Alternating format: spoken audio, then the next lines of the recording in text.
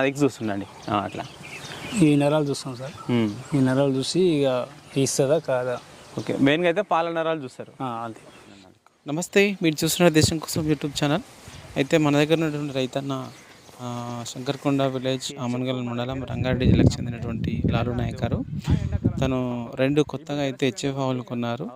మరి ఈ 2 ఆవులు ఎక్కడి నుంచి కొన్నారు, ఏ రేట్లో కొన్నారు, ప్రస్తుతం వీరికి వచ్చేసరికి ఎంత పడింది అనేది ఈ వీడియో ద్వారా అడిగి తెలుసుకునే ప్రయత్నం చేద్దాం. ఈ నరాలు చూస్తాం సార్. ఈ నరాలు చూసి ఇక ఇస్తుందా కాదా. ఓకే, మెయిన్గా అయితే పాల నరాలు చూస్తారు. అది. అంటే ఒక్కడేం సార్ అంటే మీరు ఆవును తీసుకున్నప్పుడు సంఖ కూడా చూస్తారంటారు. అంటే ఎలాంటి సంఖ అయితే మనకు ఎక్కువ పాలు ఇచ్చే అవకాశం ఉంటుంది? పొడుగు ఉంటుంది సార్. పొడుగు ఉన్నదేమో అది జర తక్కువ వేస్తుంది. జర ఏడేల్పు గిట్లా ఉంటే జర ఏమైనా ఇక నీ చోటు వచ్చి వాసుడు వచ్చినా కానీ మనకు ఏదైనా ఫరక్ పడదు అనమాట. లోపల ఉంటుంది. అవునవునవును, లోపలి సంఖ అదే మనకు మంచిది. సరే, ఇవి మీరు మామూలుగా ఎక్కడ తీసుకొచ్చారు, ఎక్కడ వెళ్ళారు అసలు వీడు తీసుకురావడానికి? సార్ ఇప్పుడు చెప్పింది పుంగనూరు పోయినాం సార్. పుంగనూరు పోతే అంగడిలో దొరకలేదు. అంగడిలో దొరకకుంటే షెడ్డులో పోయి తెచ్చాం సార్. ఓకే, అంటే పుంగనూరులో మనకు అంగడి ఉంటుందా? అక్కడ అంగడి ఉంటుంది, ఇక షెడ్యూల్ కూడా ఉంటాయి. అంటే షెడ్లు అంటే ఇప్పుడు మనకు ఎట్లా రైతు దగ్గర వేసేవాడి. అంటే రైతుల దగ్గర షెడ్లలో ఉంటాయి. అంటే వాళ్ళు డెవలప్ చేసినవి ఉంటాయా, లేకపోతే మరి వాళ్ళు ఇంకా మనకు అంత తెలియదు సార్, కానీ వాళ్ళైతే ఇక. ఓకే, అయితే మీరు మామూలుగా ఎప్పుడు వెళ్ళారు మళ్ళీ వీడిని తీసుకురావడానికి? వీడికి వెళ్ళి సార్ సాయంత్రం 5ంటికి వెళ్తే ఆడ పొద్దున 5ంటికి వెళ్ళినాం, 7ంటికి వెళ్ళినాం సార్ కార్ తీసుకొని. ఓకే సార్, అయితే మీరు వీటిని కొనాలన్నప్పుడు ఎలాంటివి మీరు అసలు తీసుకోవాలనుకున్నారు? అంటే ఎలాంటి జాతి తీసుకోవాలనుకున్నారు? ఈ జాతి తీసుకోవాలి, హెచ్ఎఫ్ తీసుకోవాలనుకున్నారు. ఓకే, అయితే ఈ హెచ్ఎఫ్ ఆవులు అక్కడ ఏ విధంగా ఉన్నాయి రేట్స్ మనకు? ఇప్పుడు మనకు సార్ అది ఇదే రేటు మాలలో పడిన రేటే పడ్డాయి సార్.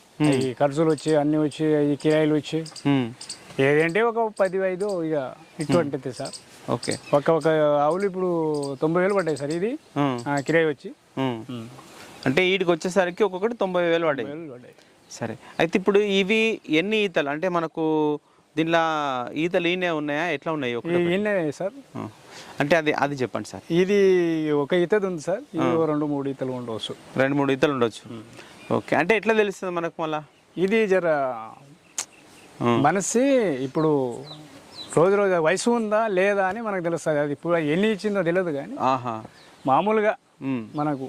సరే, అయితే ఇప్పుడు మీరు అయితే ఒక ఈత పడ్డదని మనకు అర్థం. ఇది కరెక్ట్ ఒక ఈత అవ్వది, కానీ లేతది కనబడుతుంది కదా. అవును, అయితే ఇప్పుడు అది మీకు ఎన్ని పాలు ఇస్తుందని వాళ్ళు చెప్పారు? ఇప్పుడు నాకు వాళ్ళు ఏమి ఇస్తారు సార్, ఏమి చెప్తారు? 10 ఇస్తుంది, 20 ఇస్తుంది, 9 ఇస్తుంది, ఏదో వాళ్ళు బుక్తారు సార్. ఖచ్చితంగా మనకి ఏదంటే 7 లీటర్ 8 లీటర్ ఇస్తుంది అని ఆలోచన అని తెచ్చినాం. అవును, అయితే ఇది ఇప్పుడు మనకు ఎన్ని నెలలు అసలు ప్రెగ్నెన్సీ ఉంది కదా? ఇప్పుడు ప్రెగ్నెన్సీ ఉంది సార్. ఇప్పుడు ఇంకా నెల పడుతుంది, ఇంకా నిలబడుతుంది. ఓకే, సరే, అయితే అది ఎంత? 90,000గా 90,000 ఇక్కడ వచ్చేసరికి. సార్ ఇది కరెంట్ సార్, ఇది దగ్గర. సరే, అంటే ఇది మామూలుగా అయితే మీరు ఒక 2-3 ఈతలు పడవచ్చు అనుకుంటారు సార్. ఇది ఎంత రేటు పడింది మీకు? ఇది కూడా అంతే పడ్డది సార్. ఇది 90,000 పడింది. అంటే ఇది మనకు ఎన్ని నెలలు మనకు ప్రెగ్నెన్సీ? ఇప్పుడు ఈ ప్రెగ్నెన్సీ అంటే ఇప్పుడు దగ్గర వచ్చింది సార్. ఇది ఒక వారంలో ఈంతది. సరే, అయితే ఈ మనకు వాళ్ళు ఇట్లా వారంలో ఈంతది అని మనకు కొంచెం చెప్తారు కదా. అంటే మామూలుగా అవి అట్లా జరుగుతుంటాయా? టైం పడుతుందా? మన టైం ఒక 5 రోజులు 6 రోజులు వాళ్ళు చెప్పినట్టు కాదు, కానీ ఒక 2-3 రోజులు ఇటు.